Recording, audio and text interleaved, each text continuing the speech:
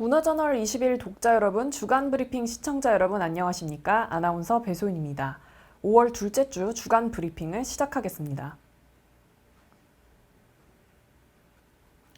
정부가 코로나19로 인한 내수시장 및 가계경제 충격을 완화하기 위해 소득에 상관없이 전 국민을 대상으로 지급하는 긴급재난지원금의 신청 절차가 11일부터 본격적으로 시작됩니다. 긴급재난지원금은 크게 세 가지로 지급되는데요. 세대주가 보유한 신용, 체크카드 중 원하는 것으로 포인트가 충전되는 방식과 광역시도 또는 시군구의 선불카드, 그리고 지자체에서 발행한 종이 모바일 카드 형태의 지역사랑 상품권입니다.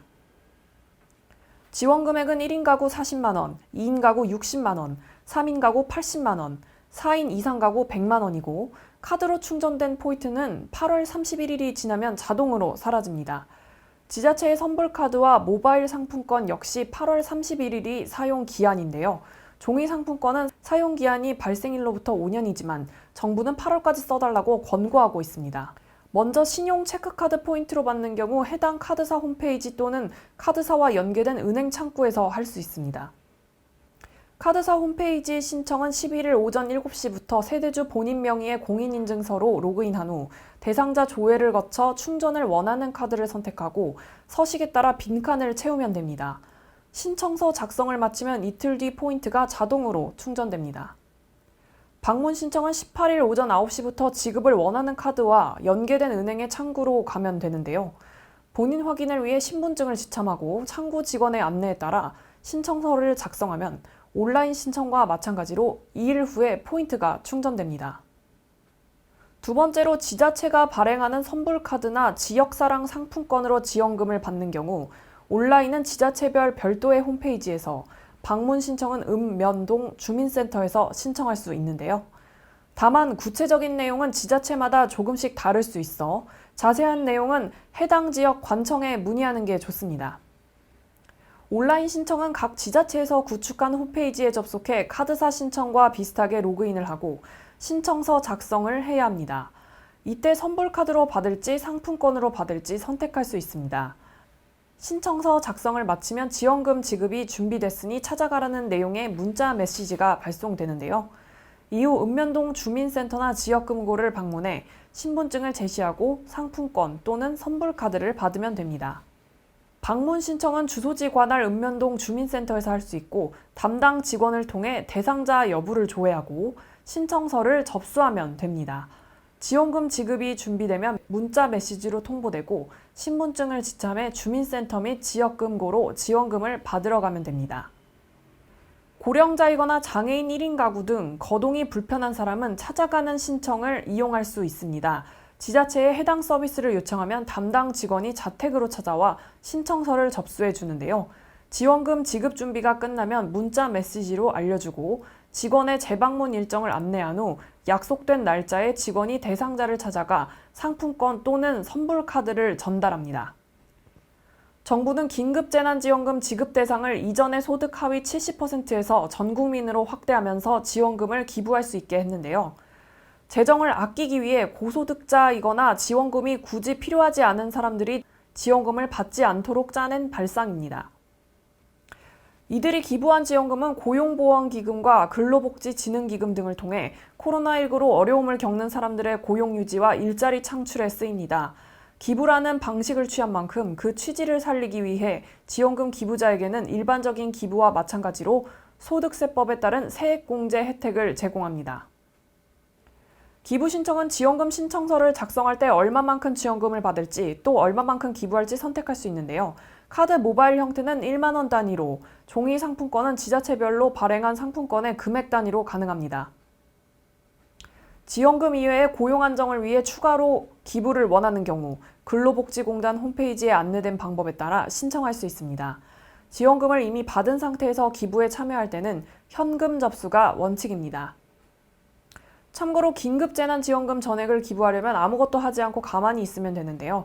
접수가 시작된 날로부터 3개월 안에 지원금을 신청하지 않으면 지급됐어야 할 금액만큼 자동으로 기부 처리됩니다.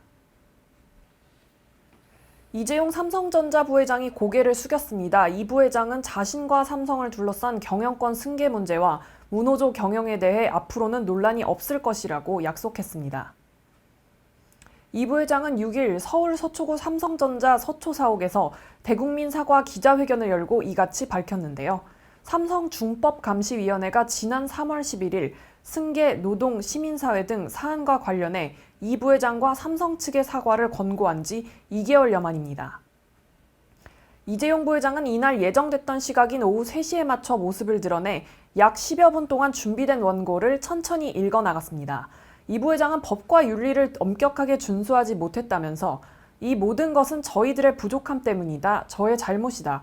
사과드린다고 고개를 숙였습니다.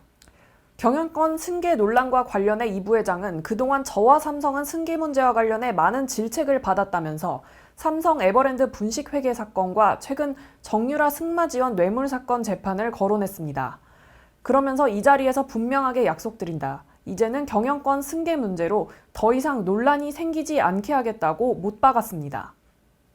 이 부회장은 제 아이들에게 경영권을 물려주지 않을 생각이라면서 오래전부터 마음속에 두고 있었지만 밝히는 것은 주저했다고 말했습니다.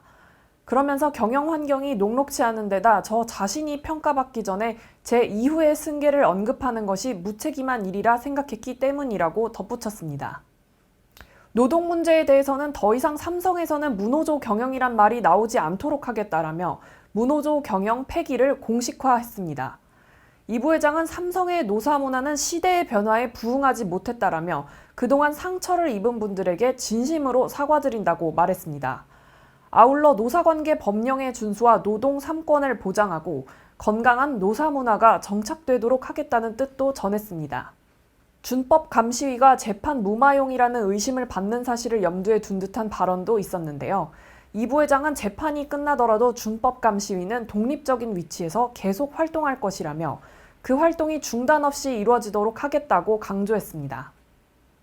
한편 이 부회장의 대국민 사과를 권고한 삼성준법감시위원회는 이 부회장의 대국민 사과에 대해 준법 의지 표명을 의미 있게 평가하면서도 구체적인 실행 방안이 필요하다고 주문했습니다. 준법감시위는 위원회 권고에 따라 이재용 부회장의 답변 발표가 직접적으로 이루어지고 준법의 가치를 실현하겠다는 의지를 표명한 점에 대해 의미 있게 평가한다고 밝혔습니다.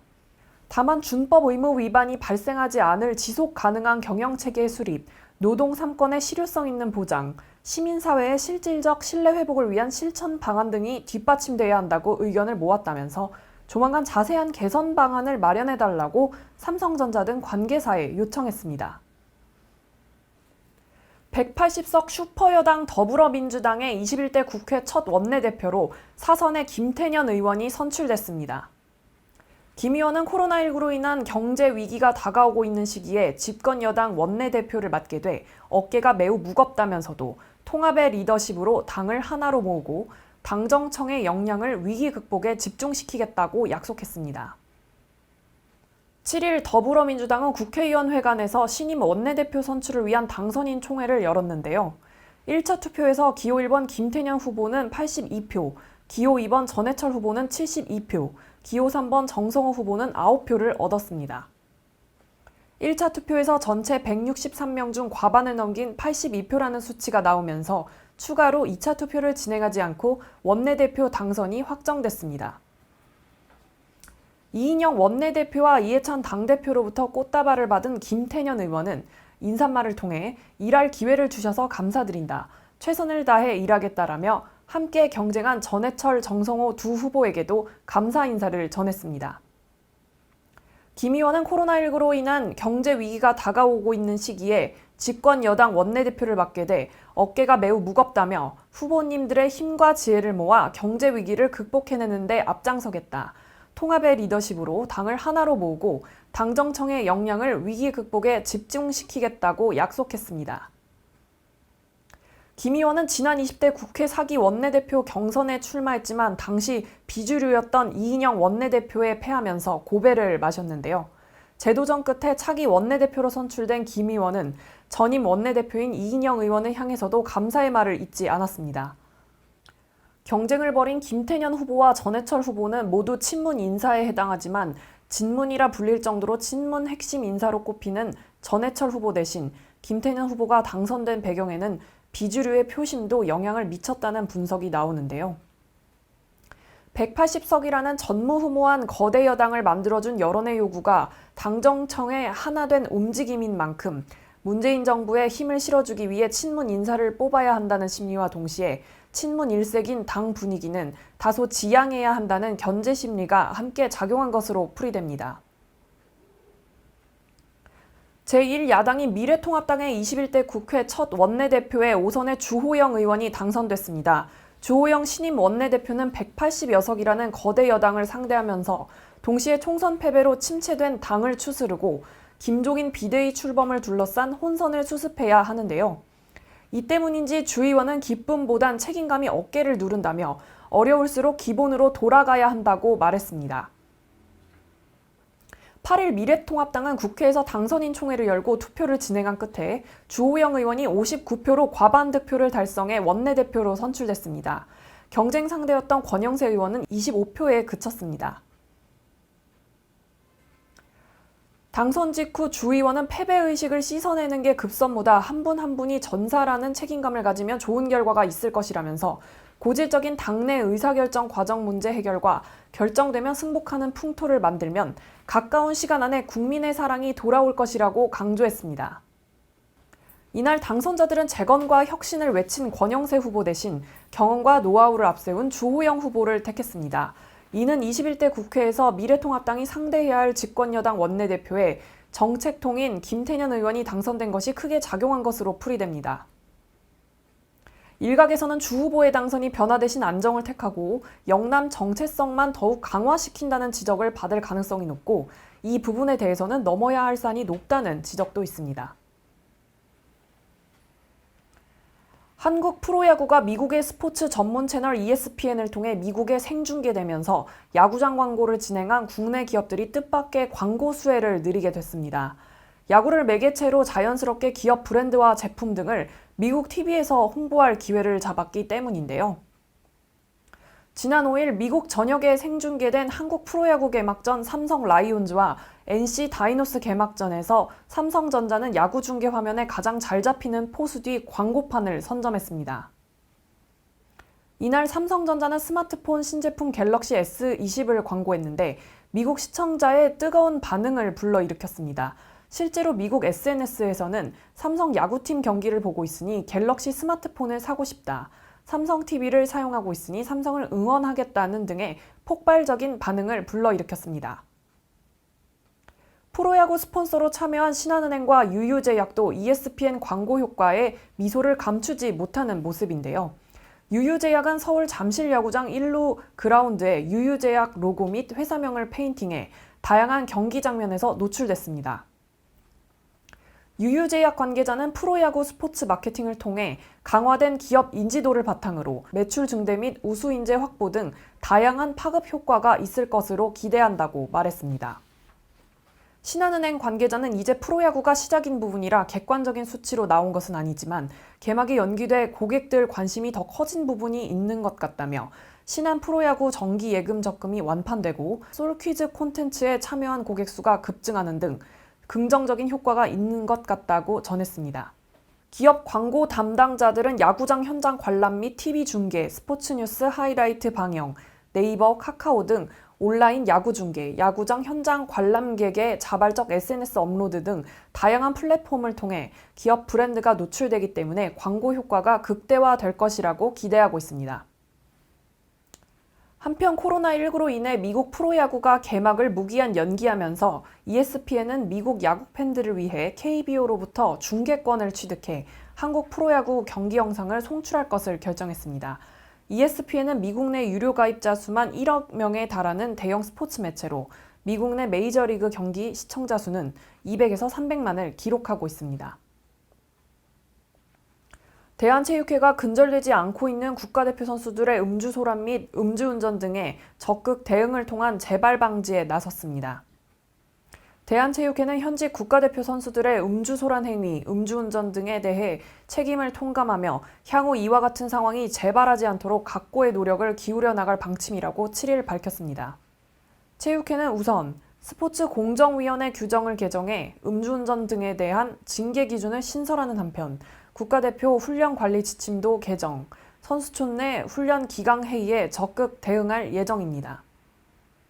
또한 진천 국가대표 선수촌에 입촌한 국가대표 선수들의 음주소란 행위 등 이딴 일탈 행위가 지속적으로 발생한 것과 관련해 강도 높은 자체 감사를 실시하고 있으며 이를 바탕으로 훈련 기간 정립, 선수 인권 향상, 고객 만족도 제고 등 선수촌 운영 혁신을 추진한다는 계획입니다. 더불어 전현직 국가대표 선수들의 잇따른 음주 관련 사고와 관련해 국가대표 선발 규정에 국가대표 자격 기준을 강화하는 등 시대적 요구를 반영해 밀도 있게 개정해 나갈 방침입니다. 더불어 전현직 국가대표 선수들의 잇따른 음주 관련 사고와 관련해 국가대표 선발 규정에 국가대표 자격 기준을 강화하는 등 시대적 요구를 반영해 밀도 있게 개정해 나갈 방침입니다. 이번 개정안의 주요 내용은 국가대표 지도자 및 선수 선발은 공개 선발을 원칙으로 하며 외국인 지도자 선발, 프로 종목 일부 등 공개 선발이 어려운 특수한 경우라도 선발 원칙과 기준, 선발 방법, 선발 심의 일정 등을 국민에게 공개하고 국가대표 지도자 결격 사유의 음주운전, 불법 도박 등으로 인해 일정 기간 자격 정지, 징계 처분을 받은 자를 포함한 것 등입니다. 대한체육회는 이번 개정안에 담긴 강도 높은 조치를 통해 전현직 국가대표 선수들의 일탈 행위가 발생하지 않도록 국가대표 및 선수촌 관리에 만전을 기할 방침이라고 강조했습니다. 한편 코로나19 사태로 진천 선수촌이 전면 통제에 들어갔던 지난 3월, 태권도 국가대표 선수들이 병원에 간다며 외출해 음주 후 귀촌한 다음 고성방가로 징계를 받은 일이 있었는데 대한체육회는 단순 경고 처분만 내리고 조용히 사건을 마무리 지었다는 지적을 받은 바 있는데요. 징계를 받은 한 선수는 지난 2018년에도 경찰의 음주 단속에 적발됐고 면허 취소 수준의 만취 상태였지만 태권도 협회의 징계는 출전 정지 30일에 솜방망이 처벌에 그쳤습니다. 같은 해 12월에는 또 다른 국가대표 선수들의 선수촌 무단 이탈과 음주 사실이 드러났지만 3개월 퇴촌 징계에 그치기도 했습니다. 대한체육회의 이번 스포츠공정위원회 규정 및 훈련 관리 지침 개정 조치가 그간 근절되지 않고 발생해온 일부 선수들의 일탈을 바로잡을 수 있는 계기가 될지 주목됩니다. 지난주 서울 용산구 이태원동의 클럽과 주점에서 발생한 코로나19 집단 감염 및 가족 파생 감염으로 8일 오후까지 최소 18명이 확진됐고 1일부터 5일 사이 이태원 클럽을 방문한 사람들 중에서도 확진자가 나오면서 우려가 커지고 있는데요. 코로나19가 완전 종식될 때까지 긴장의 끈을 놓으면 안 되겠습니다. 시청자 여러분, 이번 한 주도 건강히 보내시기 바랍니다. 감사합니다.